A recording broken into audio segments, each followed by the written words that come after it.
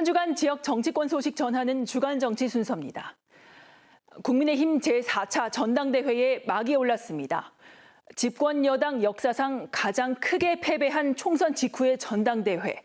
현 정부의 명운이 달렸다는 이번 선거가 재시작되기도 전에 주목을 받은 곳, 바로 대구 경북입니다.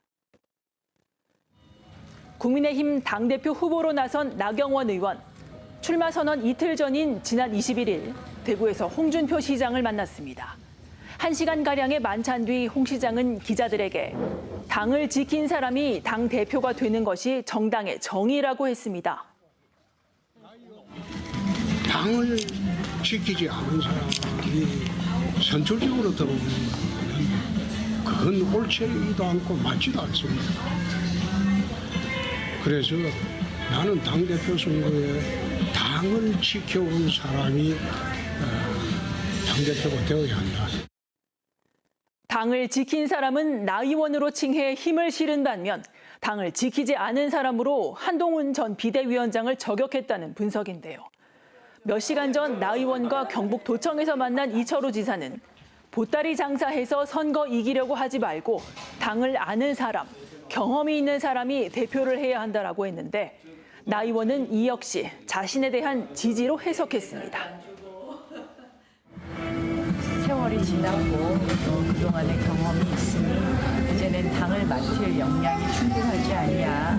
아까 경상북도의 이철우 지사님에 이어서 홍준표 시장도 같은 의사를 표시하셨다. 나 의원은 2021년과 2023년 전당대회 때도 출마 선언 직전 대구 동화사를 찾았습니다.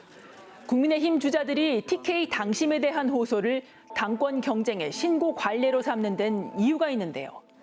국민의힘의 당원 비율은 대구 9.2%, 경북 14.3%입니다. 특히 경북은 인구가 4배 가까이 많은 서울과 당원 비중이 맞먹는데요. 전국 인구의 9%에 불과하지만 국민의힘 당원은 21%나 차지하는 대구 경북은 당심 결집력과 투표율도 높습니다. 여기에다 22대 국민의힘 국회의원을 54%나 배출한 영남의 정치적 지분은 어느 때보다 커진 상태입니다.